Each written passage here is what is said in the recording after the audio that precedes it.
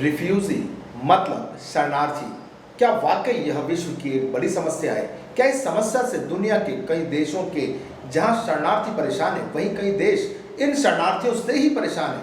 आज हम इसी मुद्दे पर बात कर रहे हैं और जानेंगे कि पूरे विश्व में कहां-कहां कितने शरणार्थी हैं। युद्ध, अत्याचार और अन्य हिंसा के कारण एक बड़ी आबादी हर साल अपनी जड़ से अलग होने को मजबूर है। एक रिपोर्ट के अनुसार साल 2018 में वैश्विक स्तर पर हर दूसरा शरणार्थी रिफ्यूजी एक बच्चा रहा है और अब तक सामने आए आंकड़े में करीब 1,11,000 बाल शरणार्थी अपने परिवार के बगैर रहने का दंश भी झेल रहे हैं।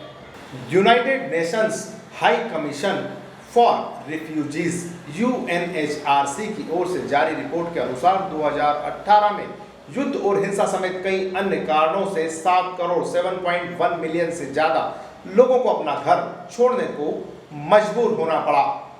UNHR मतलब संयुक्त राष्ट्र शरणार्थी उच्च आयोग के आकलन के अनुसार यह आंकड़ा पिछले 70 सालों में सबसे ज्यादा है। रिपोर्ट बताती है कि 708 मिलियन 7 करोड़ 8 लाख लोग अपना घर छोड़ने को मजबूर हो गए।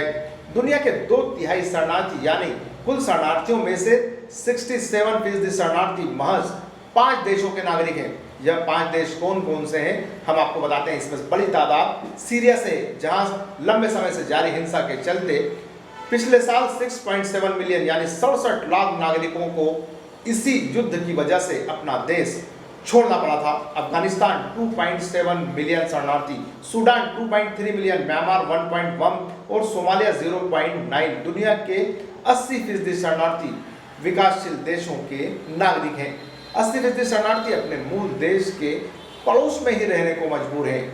युगांडा में 2800 ऐसे बाल शरणार्थी हैं जिनकी उम्र 5 साल या उससे भी कम है।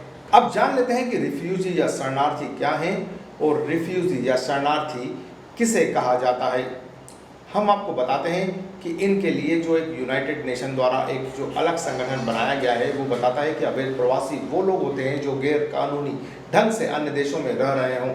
शरणार्थियों को लेकर अंतर्राष्ट्रीय स्तर पर संयुक्त राष्ट्र शरणार्थी संधि 1951 में शरणार्थी की परिभाषा, उनके अधिकार तथा हस्ताक्षरकर्ता देश की शरणार्थियों के प्रति जिम्मेदारी से संबंधित प्रावधान शामिल है। यह संधि युद्ध अपराधियों, आतंकवाद से जुड़े व्यक्तियों के शरणार्थी के रूप में मान्यता नहीं देती। यह संधि जाति, धर्म, राष्ट्रीयता, किसी विशेष सामाजिक समूह से संबंध या पृथक राजनीतिक विचारों के कारण उत्पीड़न तथा अपना देश छोड़ने को मजबूर लोगों के अधिकारों को संरक्षण प्रदान करती है। लेकिन भारत इस संधि की वजह से शरणार्थियों को शरण देने के लिए बाध्य नहीं है, क्योंकि भारत इस संधि का पक्षकार नहीं है। एक धर्मनिरपेक्ष और लोकतांत्रिक देश के रूप में भारत शुरू से ही अपने पड़ोसी देशों में हिंसा और प्रताड़ना के शिकार लोगों को शरण देता रहा है। लेकिन सच्चाई यह है कि भारत के पास अपनी कोई शरणार्थी पॉलिसी या कानून नहीं है। भारत सरकार कभी भी शरणार्थियों को गैर कानूनी प्रवासी करार दे सकती है और फिर विदेशी अधिनियम या पासपोर्ट अधिनियम के तहत उनके खिलाफ कार्रवाई कर सकती है। हालांकि नागरिक संशोधन अधिनियम 2019 में बांग्लादेश, पाकिस्तान और अफगानिस्तान से आए प्रवासी हिंदू, ईसाई, जैन, पारसी या बौद्ध प्रवासियों को नागरिकता प्रदान करने का विकल्प जरूर है। भारत भी रिफ्यूजी समस्या से लंबे समय से जूझ रहा है। रोहिंग्या भारत के पड़ोसी मुल्क म्यांमार का एक अल्पसंख्यक समुदाय है। पिछले कई दशकों से म्यांमार में हिंसा और जाति नरसंहार का सामना करने वाले रोहिंग्या दुनिया के अलग अलग हिस्सों में रह रहे हैं। साल 2017 में जाति नरसंहार का सामना करने के बाद करीब 10 लाख रोहिंग्या मुसलमानों को एक बार फिर अपना घर छोड़कर अन्य देशों में शरण लेना पड़ी थी। यही वजह है कि भारत में भी बड़ी संख्या में रोहिंग्या रह रहे हैं। भारत में 60 साल पहले 1959 में दलाई लामा के नेतृत्व में 1.5 लाख तिब्बती तिब्बत छोड़कर भारत आ गए और आज भी वे अपने देश नहीं लौट सके। स्थिति यह है कि तिब्बती भारत में रहकर निर्वासित सरकार चला रहे हैं। लोपसांग सांगे केंद्रीय तिब्बती प्रशासन के प्रधानमंत्री हैं। सांगे तिब्बत की निर्वासित सरकार के दूसरे प्रधानमंत्री हैं, जिन्हें तिब्बत के राजनीतिक और आध्यात्मिक नेता दलाई लामा के राजनीति से संन्यास लेने के बाद उनकी घोषणा की गई। पूरी दुनिया में फैले तिब्बती समाज के लोगों ने उन्हें अपना प्रधानमंत्री चुना है।